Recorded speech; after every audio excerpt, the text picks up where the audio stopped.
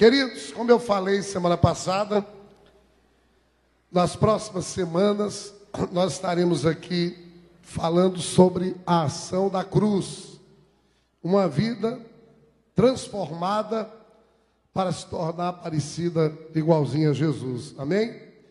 E hoje o tema da nossa mensagem nessa noite é uma vida verdadeiramente grande. Diga assim para o seu vizinho, meu querido, dá aquele sorriso de crente para ele. Diga assim, meu querido, Deus tem uma vida para você, verdadeiramente grande. Pode aplaudir a Jesus. E hoje, para nós entendermos, nós temos que colocarmos alguns conceitos. Nós temos que darmos uma base conceitual a respeito de alguns conceitos, para que nós entendamos, na verdade, como podemos ter uma vida verdadeiramente grande.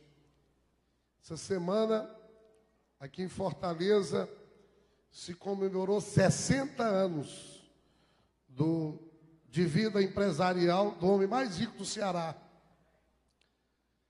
E, na verdade,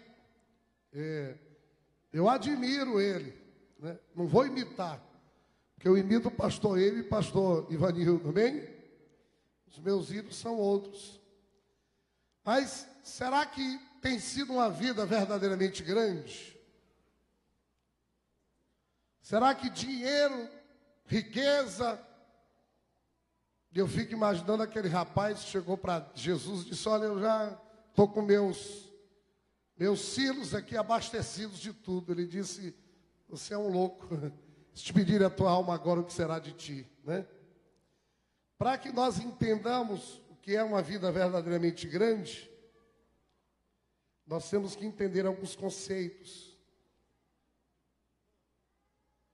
E o primeiro conceito que eu quero que vocês entendam nessa noite é o conceito de caráter. Porque todos os dias da nossa vida nós manifestamos traços inconfundíveis do nosso caráter. Quando a gente fala, quando a gente age, quando a gente reage, nos nossos trejeitos, na nossa maneira de ser, nós manifestamos esses traços que são inconfundíveis no nosso caráter. Mesmo nas pequenas coisas da nossa vida, no nosso dia a dia, nós estamos manifestando, na verdade, traços do nosso caráter. E aí você pergunta, pastor, o que é caráter? E eu trouxe aqui uma conceituação. Diz aqui que o caráter é um universo de traços e comportamentos que nos distingue uns dos outros. O caráter é, na verdade, aquilo que nós somos no nosso íntimo. Naquele lugar que só duas pessoas têm acesso. Nós e Deus. O caráter pode ser conceituado ainda como um grupo de valores que governam o comportamento dos seres humanos. E aí vocês podiam me perguntar hoje, pastor, como é que há a formação do caráter? Como é que aquilo que nós somos é formado? Pastor, por que tem gente que desde pequeno, você diz assim, esse menino é legal. Esse menino é um bom menino. Esse menino vai vencer na vida. E outros, você olha assim e diz assim, meu Deus do céu, só a misericórdia e a intervenção de Deus na vida desse rapaz. Por que as pessoas são tão diferentes? Isso tem tudo a ver, queridos, com a formação do caráter de cada um de nós. Porque parte do que eu sou, eu herdei lá desde o ventre da minha mãe. Parte do que você é, essa pessoa que você é, para você poder se entender, você tem que entender que assim como você herdou a cor dos olhos, a cor do cabelo, a textura da pele, a cor da pele, você traz do ventre da mãe já uma herança. Por isso é que pessoas que são rejeitadas no ventre materno, essas pessoas expressam isso no seu caráter. Por isso que é muito importante a gestação. Por isso que é importante de qual útero eu e vocês viemos. Ontem eu estava no plantão e vi a história do pastor Melvinho, pai do pastor Eibe. Irmãos, não tem como um cara ser filho do Melvinho Ruber e nascer uma peste de gente, não tem como. Porque o pastor Melvinho Ruber era um santo homem de Deus, ele e a esposa dele. E se você quiser entender por que o pastor Eibe é um homem tão abençoado, ele é alguém que meu Deus, o alvo vai ficar parecido com ele. E aí você olha para o pai dele, olha para a mãe dele. Pastor Melvin veio para o Brasil em 54. Ele era americano, morava nos Estados Unidos, rico, Daniel. O que um homem milionário vem dos Estados Unidos da América para morar no Brasil da década de 50? Sabe por que ele veio?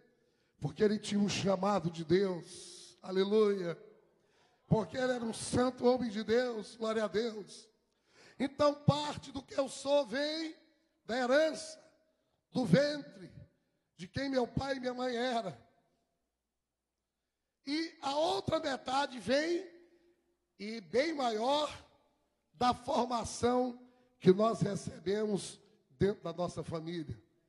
Por isso é que o diabo quer destruir com as famílias. Por isso é que o mundo quer destruir com as famílias. Por isso que a Rede Globo quer destruir com as famílias.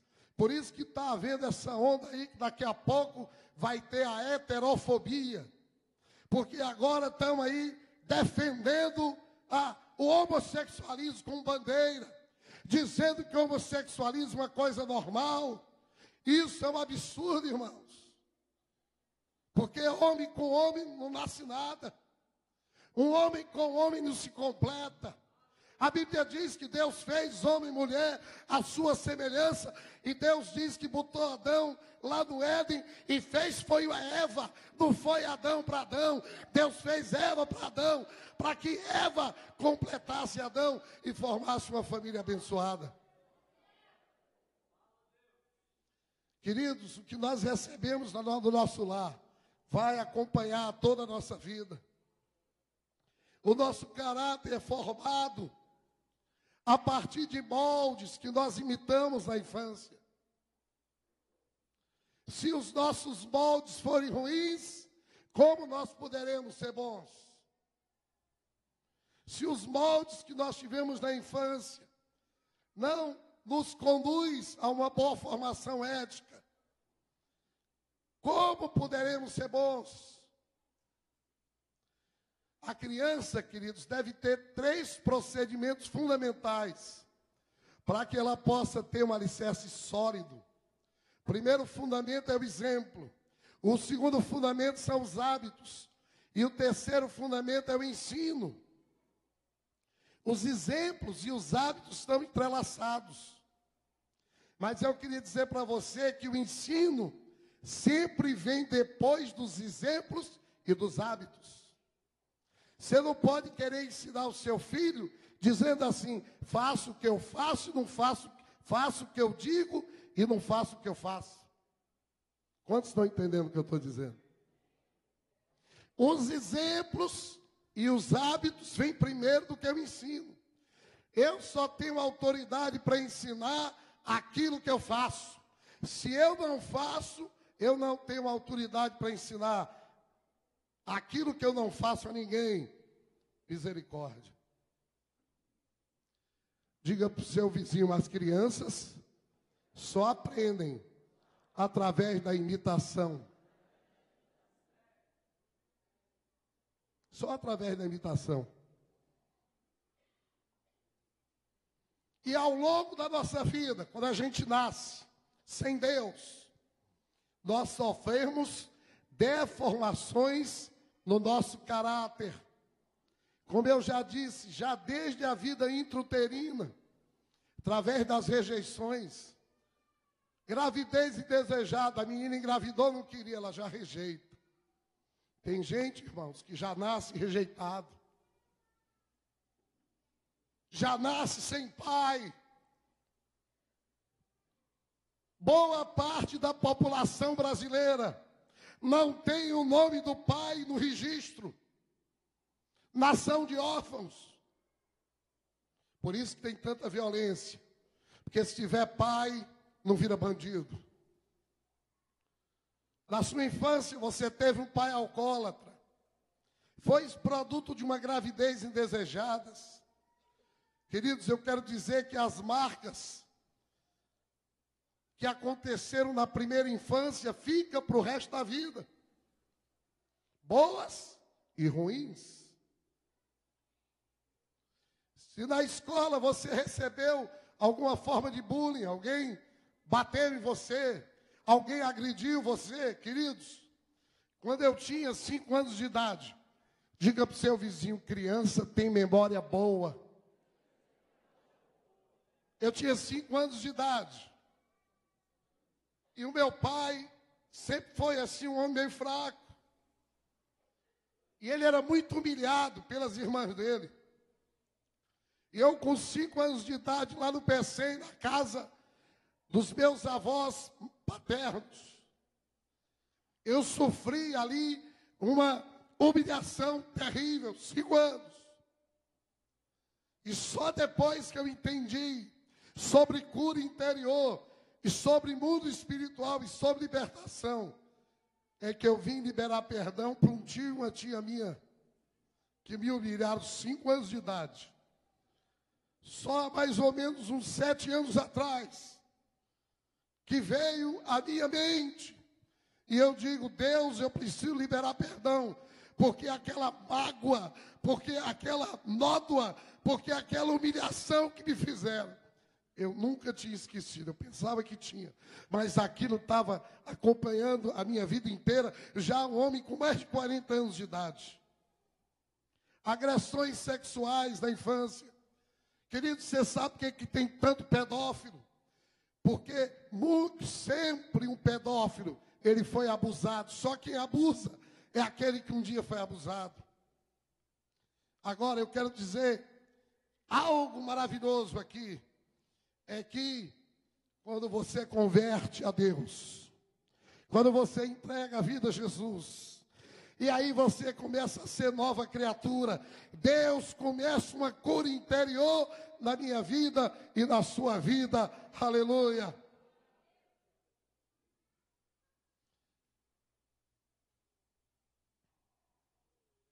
A soma de todas essas influências que nós recebemos em casa, queridos, é que vai determinando o nosso caráter, quem nós somos. Muitos conseguem dar a volta por cima, mas a grande maioria acaba sucumbindo diante das más influências da infância. Existem 6 aspectos que caracterizam a individualidade de cada ser humano. Primeiro é a personalidade, depois o temperamento, depois o caráter, depois os talentos, os dons e o fruto do Espírito. Os dons e os frutos do Espírito, só quem pode ter é aquele convertido a Jesus. Porque ele só vai se manifestar na vida do ser humano depois da conversão. Você poderia me perguntar hoje, pastor, o que é o temperamento? Queridos, o temperamento, diz aqui o conceito, é uma condição natural que cada indivíduo traz do berço.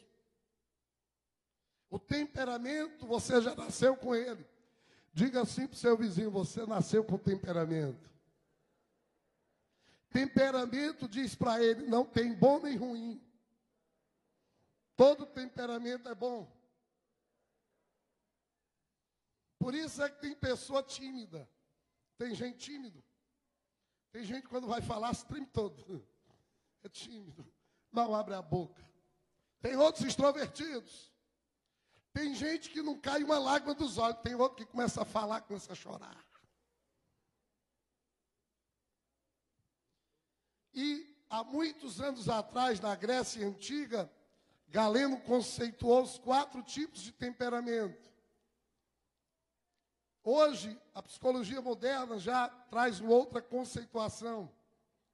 Mas eu queria falar sobre a conceituação de Galeno. O primeiro tipo de temperamento é o colérico. São pessoas que agem sem refletir. São pessoas mais superficiais, mais genéricas. São pessoas que, se você marcar o encontro com ele, se atrasar, os nervos dele fervem. Diga para o seu vizinho, você precisa conhecer sobre temperamento, para você entender quem está do seu lado, para você entender quem é seu marido melhor. Tem o sanguíneo, que é o cara falante.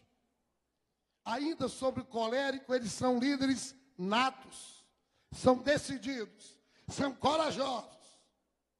Cara meio doido, assim como o pastor Dias. Mas existe o sanguíneo, que são os falantes. Mas são pessoas que começam as coisas, mas não terminam. São precipitados, mas são pessoas que têm bom coração. Tem ainda o fleumático, que é aquela pessoa contemplativa, meticulosa, econômica, fala na hora certa, é o fleumático.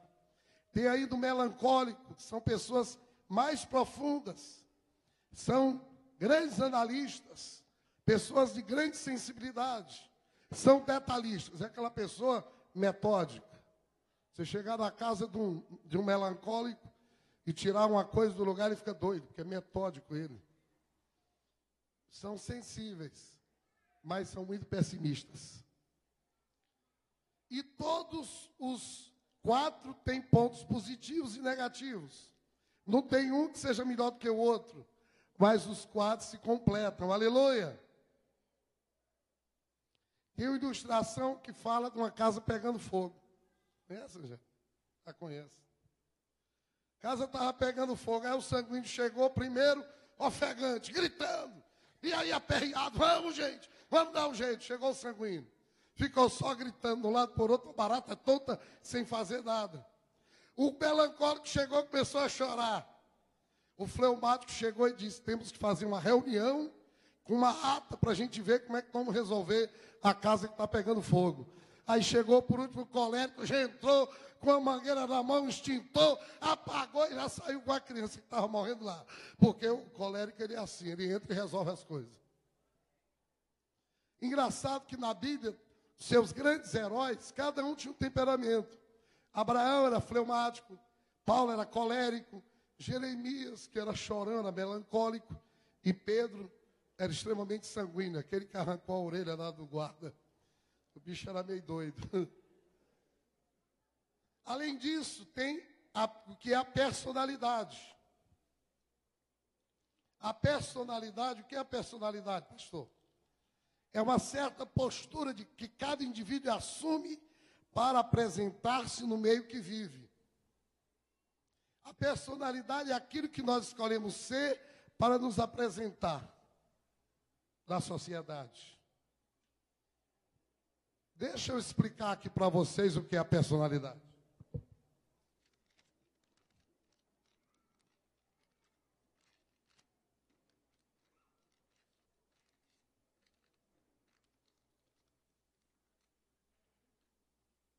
Isso aqui é a personalidade. É a máscara. É como eu me apresento diante das pessoas. Agora isso aqui é o caráter. Aleluia. Aleluia. Personalidade é a máscara que você tem, meu filho. Eu já preguei domingo sobre isso. Pastor, o que é o talento? O talento é uma atribuição natural que as pessoas possuem para fazer alguma coisa com habilidade. Uns têm para cantar, outros têm para falar, outros têm para desenhar, outros têm para projetar, outros têm talento para apertar um parafuso. Quando eu vou apertar um parafuso, é uma desgraça. Eu quebro a minha mão, furo as mãos, não tenho talento nenhum para isso. Isso é o talento.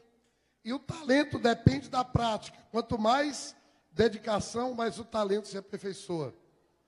Outro aspecto é o dom. O dom é a capacidade espiritual que Deus lhe dá para você exercer um determinado ministério na casa de Deus. O dom é a capacitação sobrenatural dada pelo Espírito Santo após a sua conversão. Só quem tem dom é crente.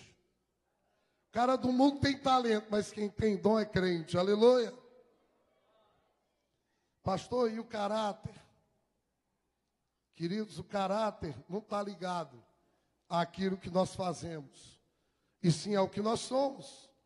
O caráter, como eu disse, é você sem as máscaras. E pastor, o que é o fruto do Espírito? É a transformação que o Espírito Santo produz em mim e em você, após a conversão. Quando nós recebemos de Deus o fruto do Espírito Santo na nossa vida, nós recebemos a restauração do nosso caráter. Aleluia. Muita gente quer o poder do Espírito. Pouca gente quer o fruto do Espírito.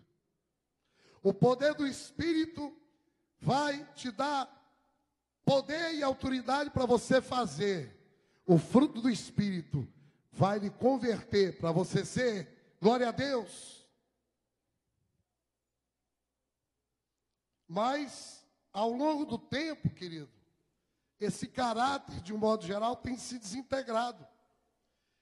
Veja que o nível moral das pessoas vai de mal a pior, sim ou não? E isso da nossa geração tem se acentuado.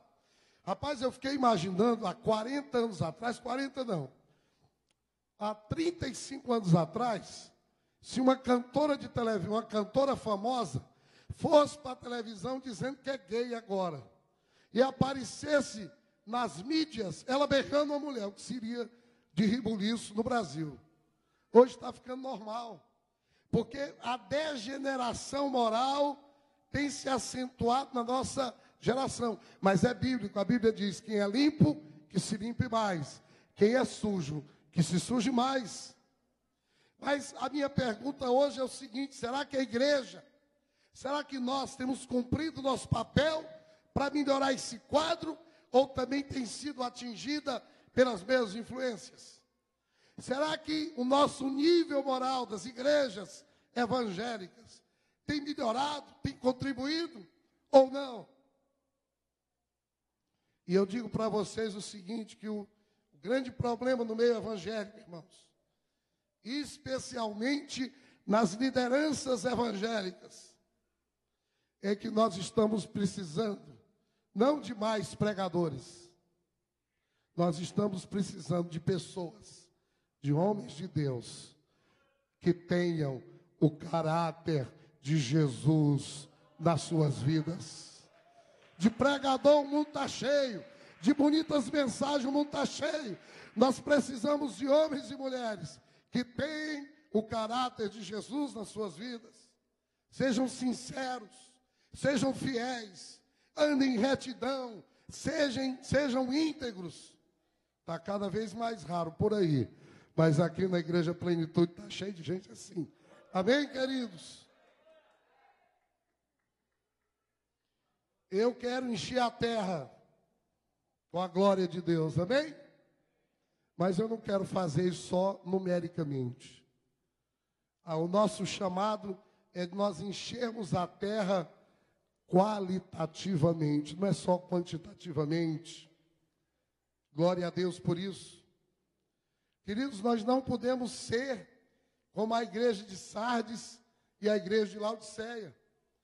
Veja o que diz em Apocalipse 3:1, põe aí.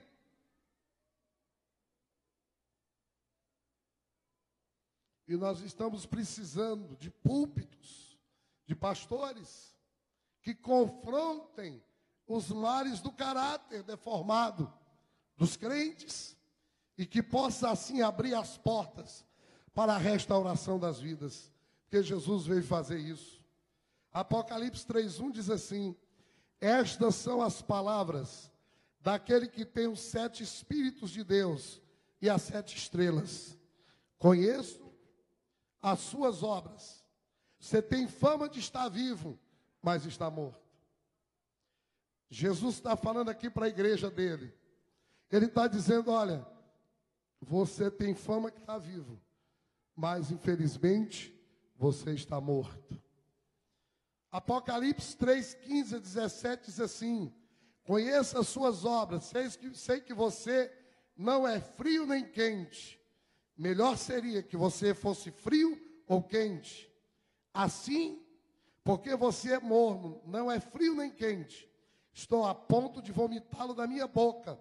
Você diz, estou rico, adquiri riqueza e não preciso de nada. Não reconheço, porém, que é miserável, digno de compaixão, pobre, cego e que está nu. Misericórdia. Nós precisamos, queridos, pregar dos púlpitos nas nossas igrejas, que Jesus veio para curar, batizar com o Espírito Santo, é verdade, mas Jesus veio para restaurar o caráter deformado, fazer com que as máscaras caem e homens e mulheres vivam na verdadeira liberdade que há em Cristo Jesus. Aleluia! E aí eu pergunto para vocês, o que é uma vida verdadeiramente grande? O que é uma vida que vale a pena ter sido vivida? Será que uma vida verdadeiramente grande, a inteligência das pessoas conta? Será que as nossas obras vão nos render alguma coisa? Afinal, naquele grande dia que nós estivermos na presença de Deus, o que será mais importante naquele dia? E aí eu trago para vocês a história de Noé. Quando eu falo de Noé, todo mundo lembra de quê? Lembra da? Eu não ouvi direito. Lembra da? Desde pequenininho na igreja, né? A gente aprende sobre a arca de Noé. Quando a gente lembra de Noé, a gente lembra da arca de Noé. A gente lembra que Noé passou 30 anos construindo a arca. A gente lembra que Noé botou a família dele dentro da arca. A gente lembra que Noé soltou pombo, o pombo saiu, voltou, que no final a arca parou no Monte Ararat. A gente lembra de tudo isso. Mas abra a sua Bíblia em Gênesis 6, 9 e 10.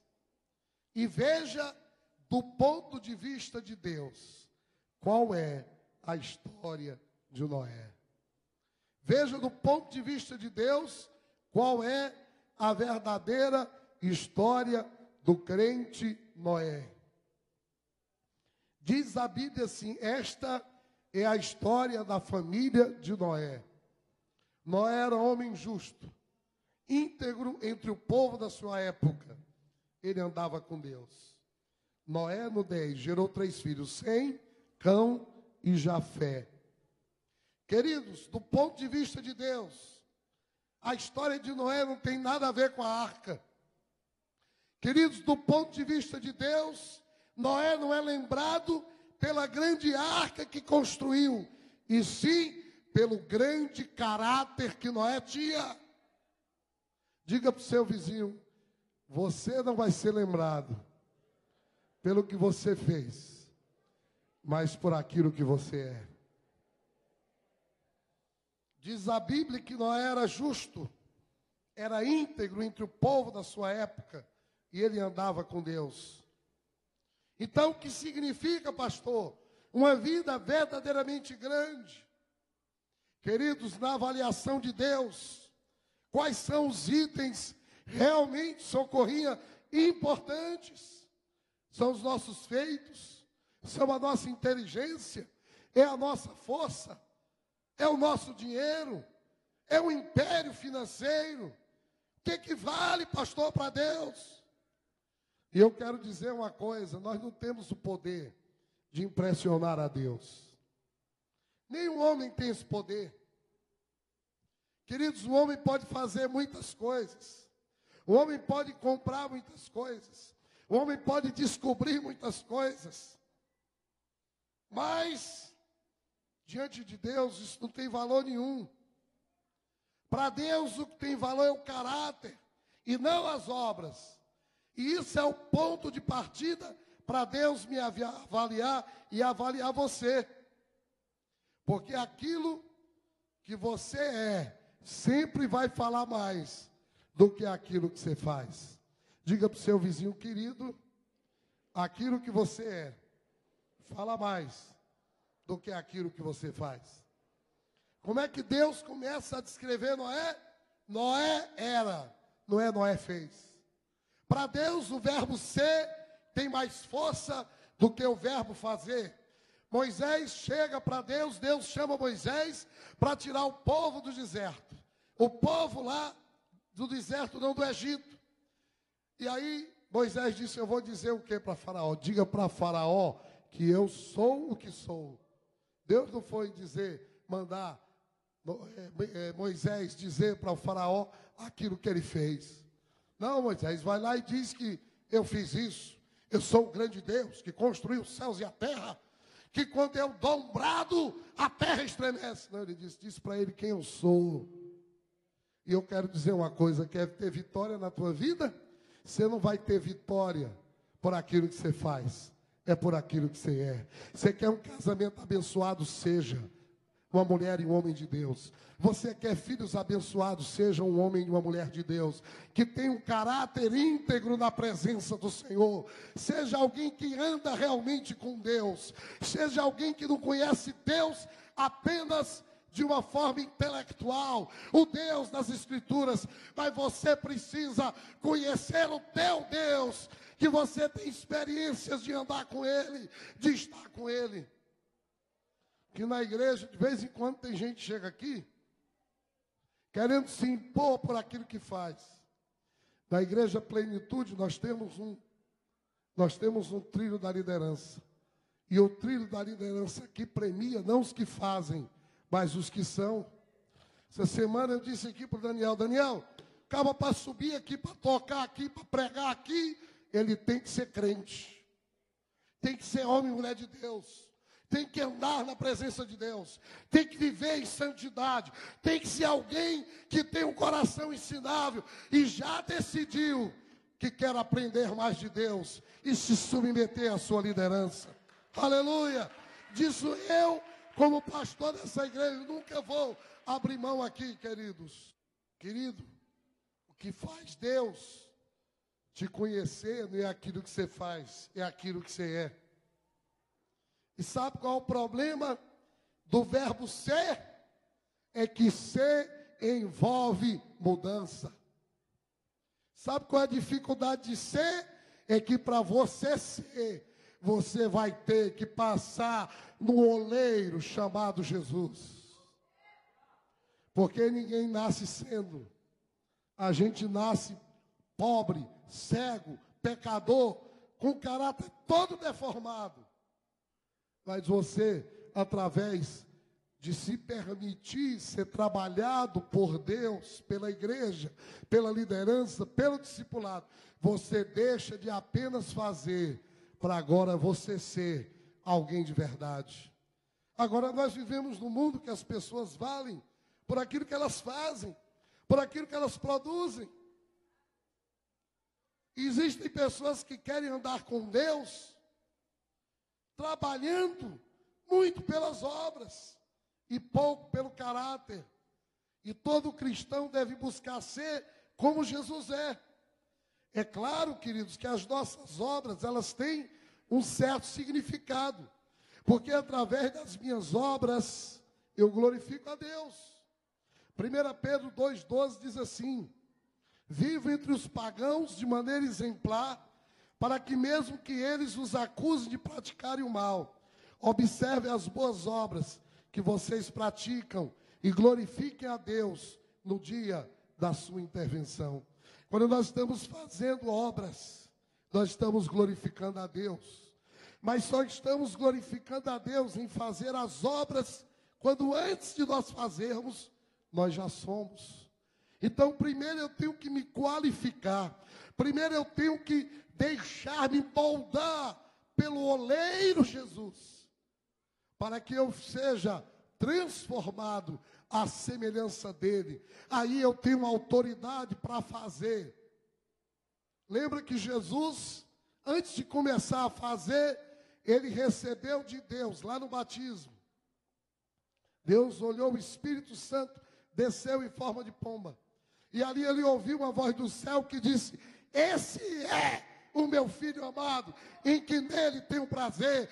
Muita gente chega na igreja querendo fazer, mas só vai fazer depois que tiver um coração inclinado para ser moldado, para ser a semelhança de Jesus.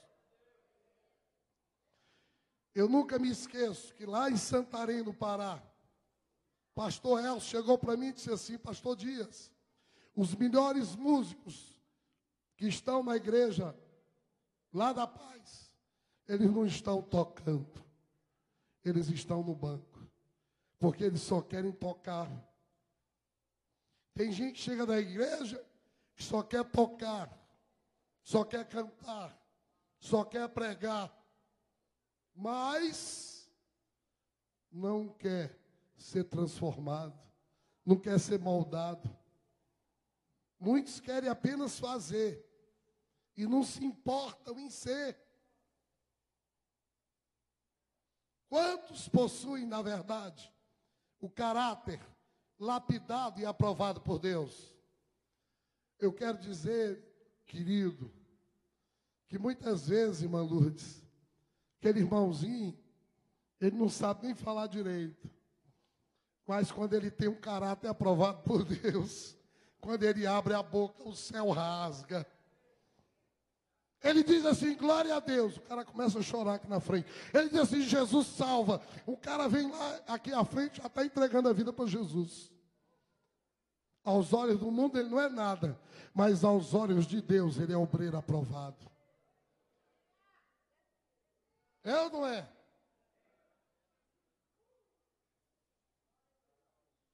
E aqui eu não quero menosprezar o lado prático das coisas.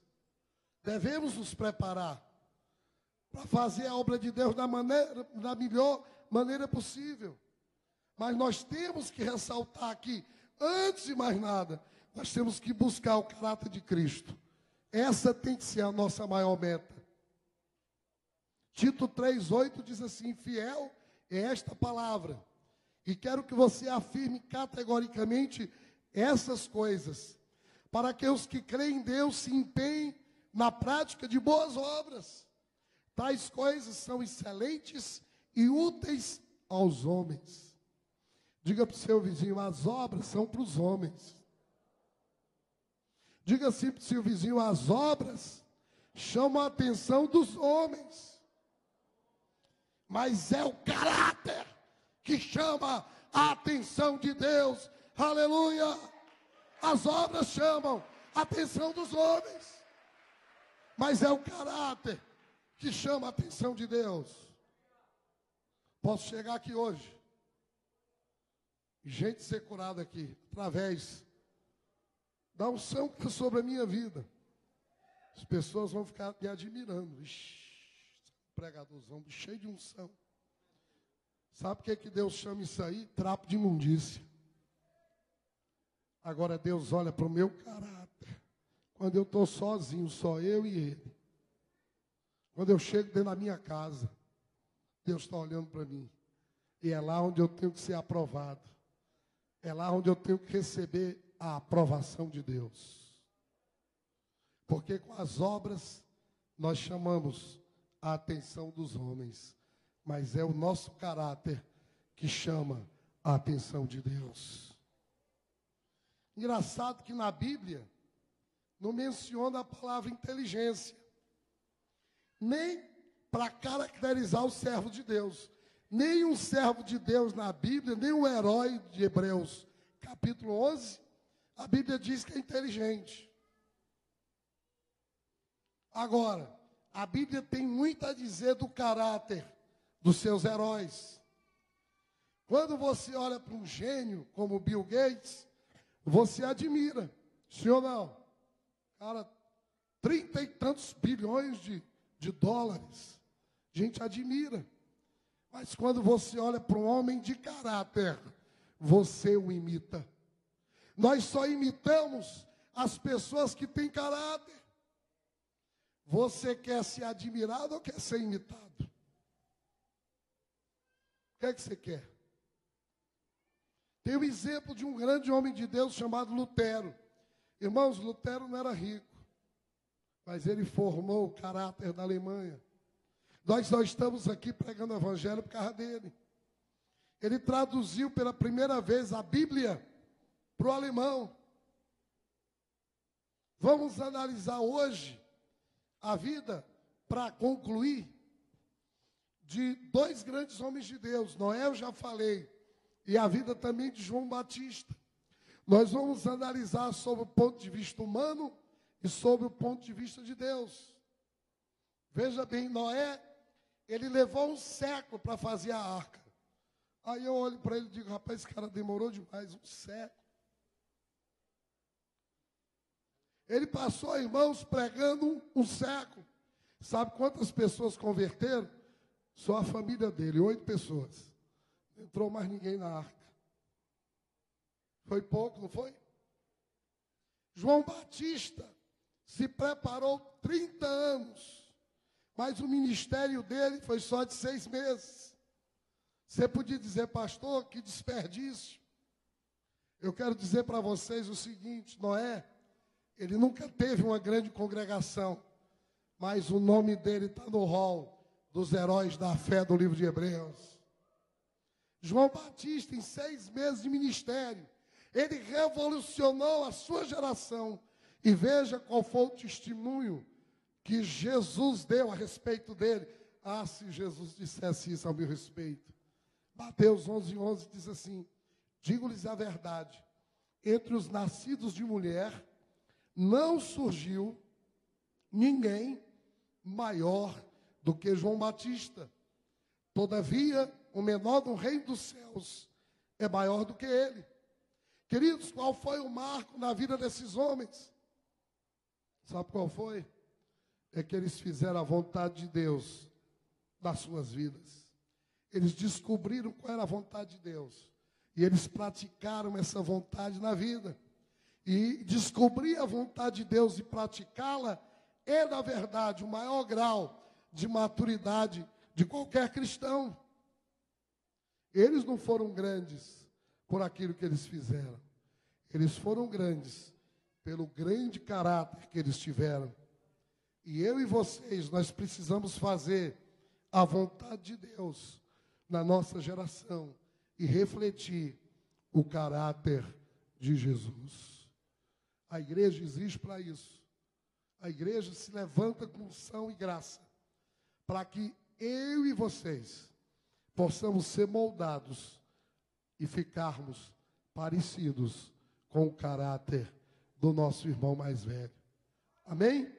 Vamos ficar de pé na presença do Senhor. E nós vamos adorar o Senhor com uma música inspirada numa frase de um grande homem de Deus, chamado pastor Melvin Huber, pai do pastor Abe, que ele disse que nós só temos uma vida, e o que permanece é aquilo que nós fazemos em Cristo. A Bíblia diz que tudo vai passar, irmãos, mas a única coisa que permanece aqui na terra é aquilo que nós fazemos em Cristo. O que nós devemos buscar não é fazer, mas é ser. Querido, se você está fazendo como produto daquilo que você é, parabéns para você. Mas se você quer fazer, mas você ainda não tem, assim, a consciência de que tem que se deixar trabalhar para que o seu caráter deformado pelo mundo, pelas circunstâncias da vida, seja moldado para você ficar parecido com Jesus. Você precisa hoje tomar uma decisão de mudar, de se permitir ser transformado pelo poder desta palavra e pelo poder do Evangelho. Vamos adorar o Senhor, amém?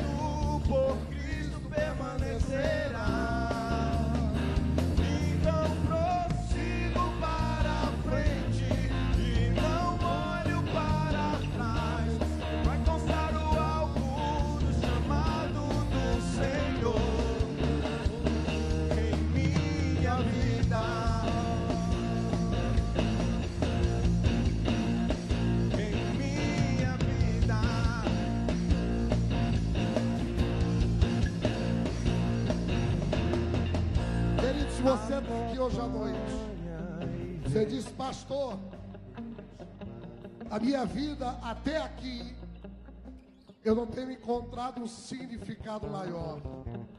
Mas hoje à noite eu entendi que o significado único e maior da vida é ter o caráter trabalhado por Jesus. E você que está aqui hoje à noite, pela primeira vez, e você diz assim: pastor, eu entendi. Eu entendi hoje porque que a minha vida está do jeito que está, mas que eu preciso estar naquele grupo que vai ser alcançado por Jesus, vai ter o caráter transformado e mudado, e vai poder viver uma vida verdadeiramente grande. Pastor, eu quero esse Jesus para mim. Eu quero fazer uma decisão ao lado dele. Eu quero viver uma vida que vale a pena ser vivida, porque a vida que eu estou vivendo, pastor, não dá não. Eu quero ser curado das feridas existenciais que até aqui tem me alcançado. Eu entendi porque que a minha vida está desse jeito hoje, pastor. O Espírito Santo de Deus falou comigo através dessa palavra que o Senhor trouxe nessa noite.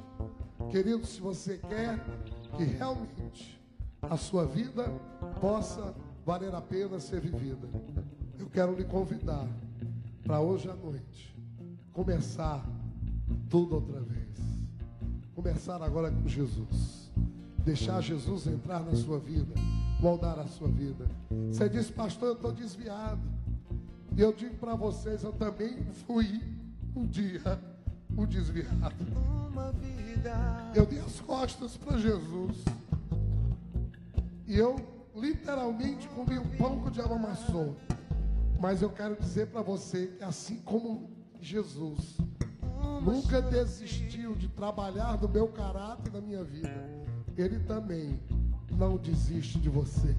E hoje você está aqui porque Jesus quer lhe dar uma chance de começar tudo de novo.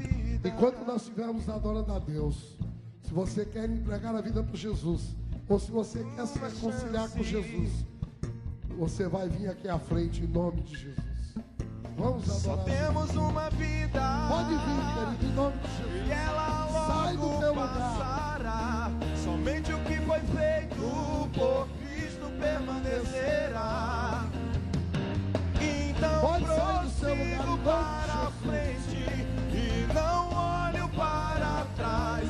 Vou alcançar o alvo do chamado do Senhor. Só temos uma vida. Glória a Deus. E ela logo passará. Somente o que foi feito por Cristo permanecerá. Então prossigo para frente e não olho para trás, para alcançar o alvo do chamado do Senhor em minha vida.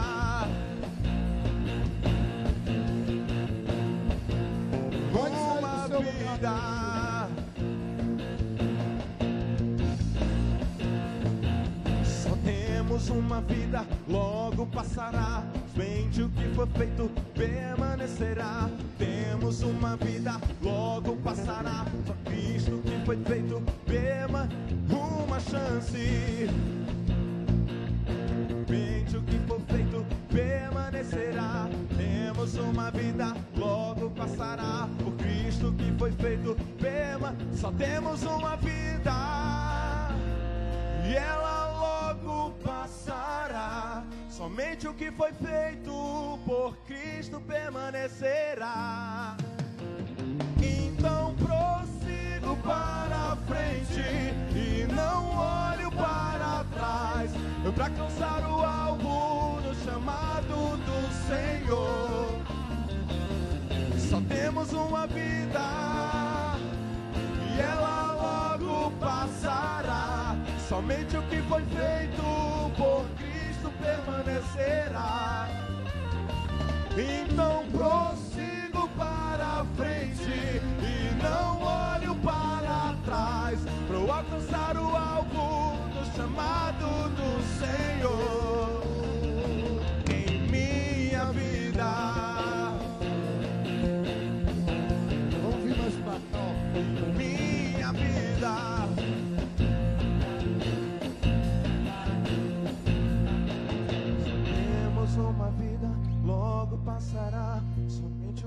feito permanecerá.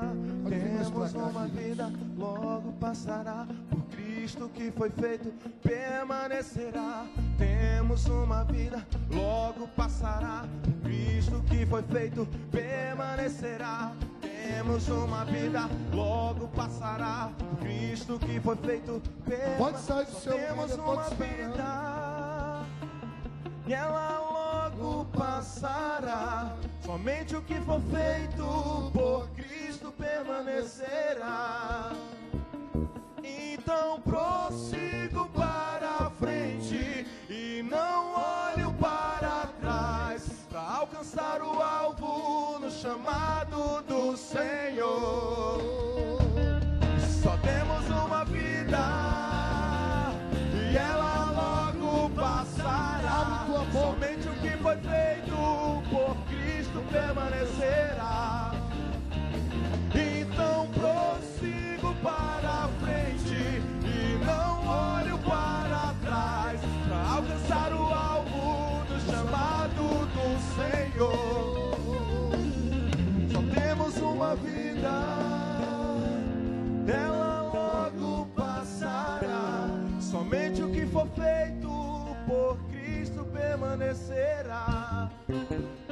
Então prossigo para a frente e não olho para trás, para alcançar o alvo do chamado do Senhor em minha vida. Vira pro teu vizinho e diga assim: você não está aqui por acaso.